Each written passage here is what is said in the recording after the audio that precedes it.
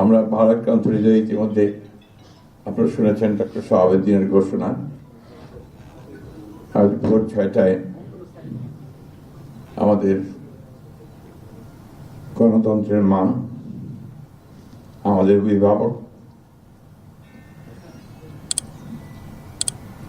আমাদের জাতির অভিভাবক আমাদেরকে ছেড়ে চলে গেছে। ইন্না লিল্লাহি ওয়া ইন্না ইলাইহি রাজিউন। এই শোক, এই ক্ষতি,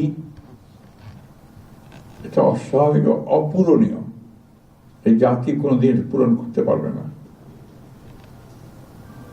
যে নেত্রী তার সারা জীবন জনগণের অধিকারের জন্য, কল্যাণের জন্য তার সমগ্র জীবনকে উৎসর্গ করেছিলেন, সেই নেত্রী দেশনেত্রী বেগম খালেদা জিয়া আমাদের মাঝে নেই।